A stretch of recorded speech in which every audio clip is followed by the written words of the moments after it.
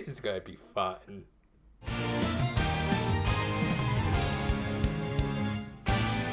The new season opens with our main heroine, Hana Nono, trying to give herself a haircut. Personally, I kind of like the emo look she's got going, but she wanted to make herself look more mature. Yeah, Hana, unless you're this guy. And I'm sure these are just ordinary, everyday sisters. Don't even twitch. Go to the salon. We then get the OP for the season, which features the team dressed up in a bunch of different cosplay. Well, can already tell this season is going to be targeting the big friends too. We then get to the actual song by Kaneko Miyamoto. Jeez, Mako P's been getting a lot of work recently. But yeah, obviously the song is great, and while a little straightforward, the visuals give us a good idea of each of our heroines' individual personalities. More importantly, it seems to suggest the return of a certain something that's been missing from the franchise. But more on that in a bit. In short, it's a really good OP.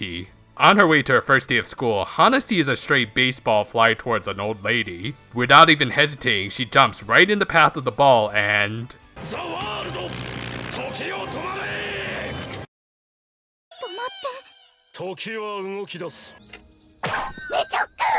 Damn it, Dio, she only needed another second or two, you stingy jerk. And in spite of slight brain damage and being late on her first day, Hana proves her Precure worth early on by taking the time to help the old lady with her luggage. It's a fairly standard introductory act for a new Toei hero, but always an effective one in my opinion because it shows that no good deed is too mundane or small for them. However, no good deed goes unpunished and she gets a talking to from her homeroom teacher. Outside of the faculty lounge, she encounters a truant who she later learns is named Homari Kagayaki. Later, while tracking down what sounds like a baby crying, Hana heads to the roof. Cause of course anime kids have free access to the school roof.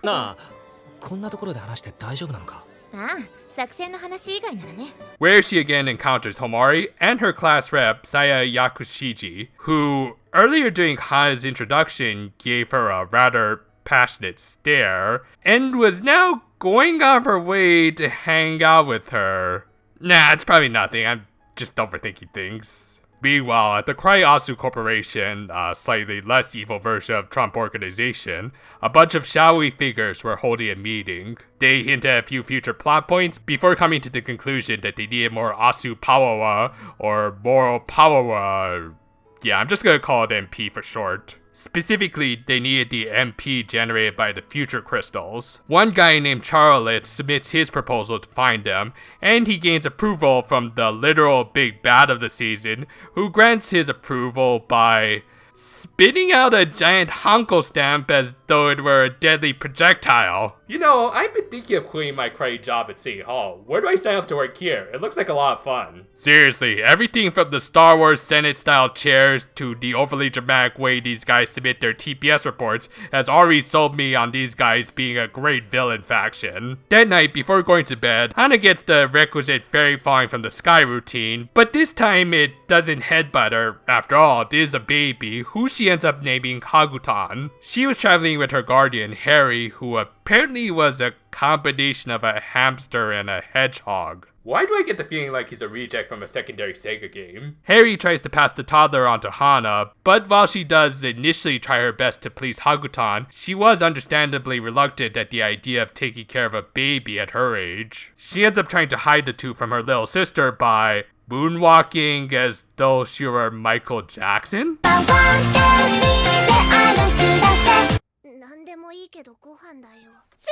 During this time, Harry runs off with Hagutan. The next day, Hana can't get her mind off of the two, possibly feeling guilty that she turned down Harry's request, in spite of how sudden it was. Later during lunch, she was comforted by Saya, who just nonchalantly joins her on the roof and shares her lunch with her even though Hana didn't ask for it. Okay, the blue of this team is setting off all kinds of alarms. I think even Homari would agree with me. Yeah, that's the face of someone who knows. Elsewhere on the school grounds, Charlotte was skimming through the school's MP for the future crystals. And just by the way he talks about it, we already get a good idea on what the MacGuffin of the season is. It's essentially the energy used to help form a person's hopes and dreams for the future. So basically it's their motivation to become a functioning member of society.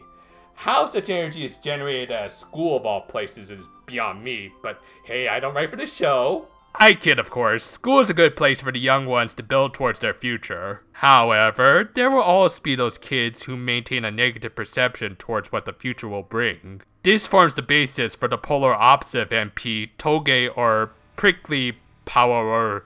Nah, I'm just gonna stick with Toei power on this one. Which, when Charlotte finds some, decides to amplify it across the entire campus. Doing this produces a bad End Kingdom-esque effect on everyone. He then uses the excess Toge power to produce the monster type of the season, the Ender. Yeah, I'm sticking with that one because that name actually sounds cool. While evacuating the students, Hana stumbles upon the monster and Hagutan, who is dangerously approaching it. She tries to save her, but some falling debris stops her dead in her tracks. Again, it's understandable that Hana would hesitate at times like these. However, this time she wasn't going to back down. She wasn't going to let Hagutan cry because that's not the kind of person Hanono wanted to become. She wanted to become a protector, a heroine.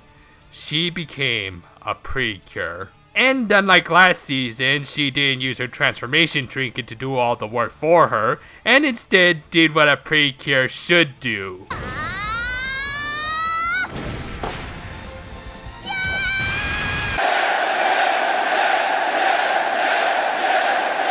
I don't even care that that was the only attack she used on the monster before whipping out her finisher, as long as we're getting the assurance that CQC was coming back. Heck, you could just end the episode on that high note, which is pretty much what they do. Hakuto Precure is off to an excellent start, helped by the fact that it's pretty much better than Kyakkya in its entirety. The real highlight, aside from CQC returning, was the well-executed storytelling on display. Within just this first episode, they clearly established the personalities of each of our three main protagonists, the goals of the antagonists, and did spend an entire season never really explaining or giving a clear picture on what the MacGuffin of the season is. I would chuck a lot of this up to director Junichi Sato, which if you look at his filmography, you can tell he knows how to do first episodes. He provides plenty of content without any of it feeling frivolous or boring in any way. It's clear that he wanted to do a better Precure series. The fact he had the main character go through what amounts to a mini hero's journey is proof enough of that. Hana is already a very likable character, not just because she's energetic and a bit of a spaz, but also because she's just a good person who will help a little old lady evacuate students from a dangerous location, and in spite of genuine fear, will protect the innocent from harm. I myself am certainly looking forward to seeing more episodes of her, her stalker, and her truant friends. This should be an interesting season to say the least.